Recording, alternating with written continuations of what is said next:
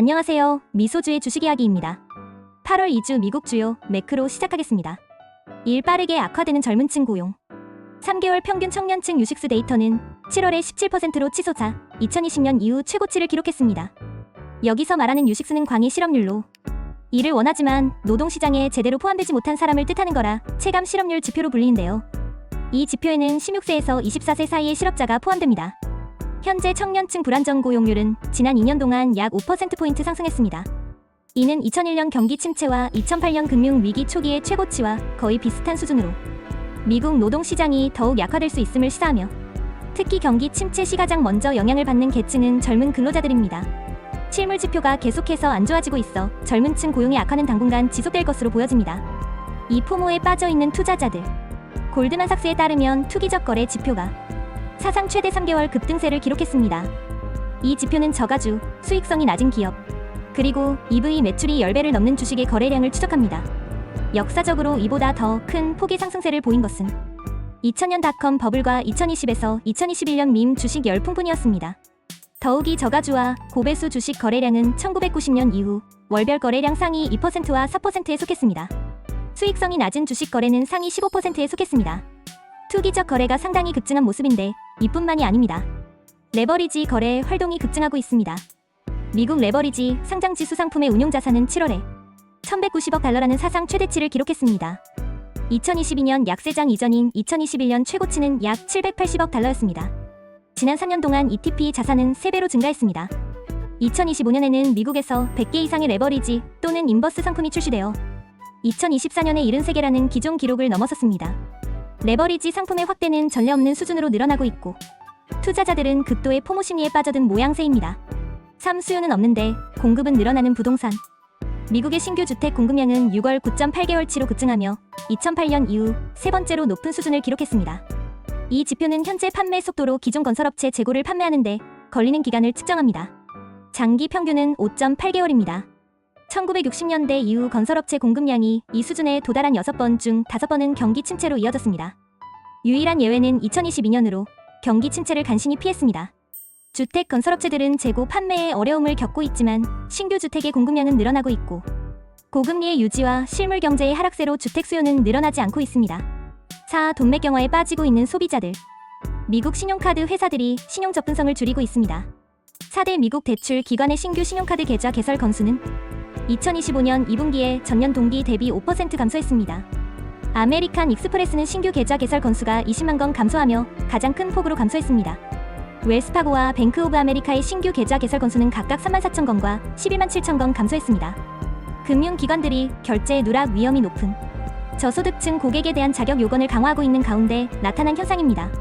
또한 연방준비제도이사회의 고위 대출 담당자 설문조사에 따르면 올해 신용카드 승인 기준을 완화한 은행보다 강화한 은행이 더 많습니다. 4월에는 카드 관련 우편 제한의 87% 이상이 특정 신용 기준을 이미 충족한 소비자에게만 발송되었으며 이는 약 3년 만에 가장 높은 비율입니다. 신용카드 접근성이 계속 낮아지고 있어 소비자들의 돈줄이 점점 막히고 있는 상황입니다. 5. AI로 몰리는 투자금. AI 투자 규모가 가장 큰 기업들의 매출 대비 투자 비율이 사상 처음으로 18%를 넘어섰습니다. 지난 18개월 동안 이 비율은 거의 2배로 증가했습니다. 참고로 2020년 팬데믹 이전에는 투자가 이들 기업의 매출에서 차지하는 비중이 8%에 불과했습니다.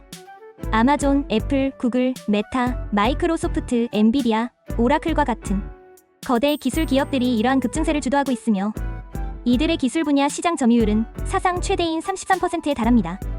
예를 들어 메타는 맨해튼 크기의 AI 데이터 센터를 건설할 계획입니다. 이뿐만이 아닙니다. 기술주가 이보다 더 큰 규모를 보인 적은 없었습니다. 미국 M2 통화량 대비 나스닥 시가총액 비율은 사상 최고치인 145%에 달합니다. 이 비율은 이제 공식적으로 2000년 닷컴 버블의 정점을 넘어섰습니다. 2022년 약세장 저점 이후 이 비율은 2배 이상 증가했습니다. 다시 말해 기술주의 가치는 통화량 증가 속도보다 2배 빠르게 급등했습니다.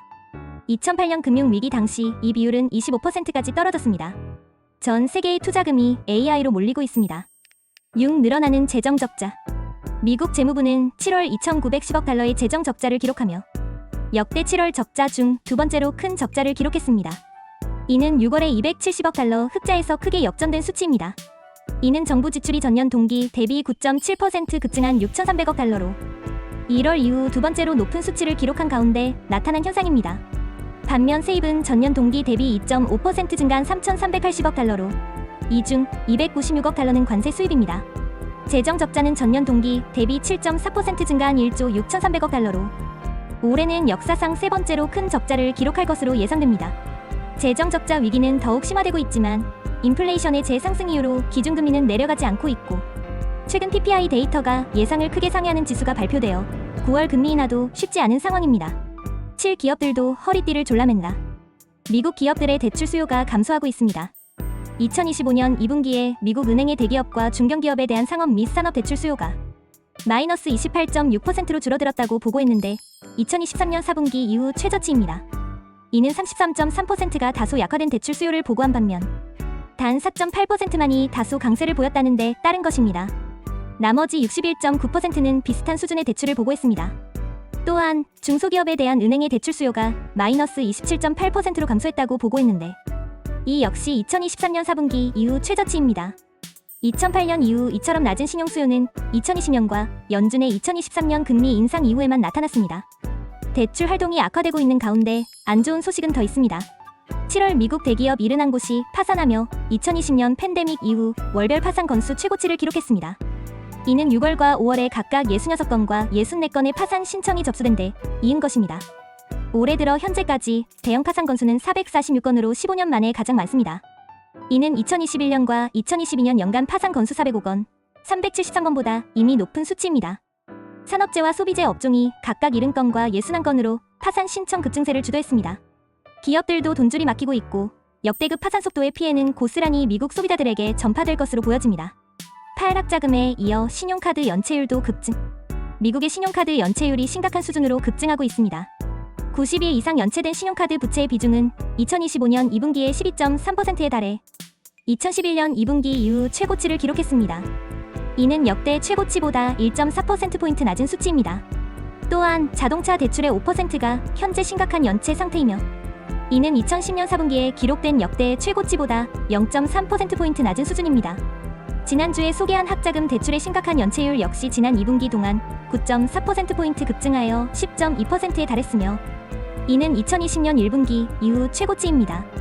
미국 소비자들은 이전에는 볼 수 없었던 수준으로 부채, 상환의 어려움을 겪고 있습니다.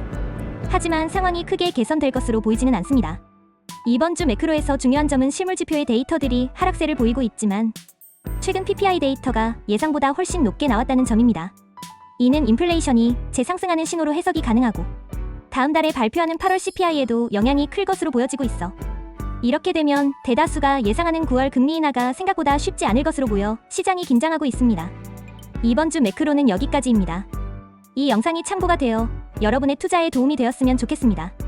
아울러 제가 텔레그램 채널을 개설하였습니다. 텔레그램에서 미소주의 주식 이야기를 검색하시면 영상보다 더 자세한 정보들을 보실 수 있으니 참고 바랍니다. 구독과 좋아요는 좋은 영상을 만드는데 큰 힘이 됩니다. 시청해주셔서 감사합니다.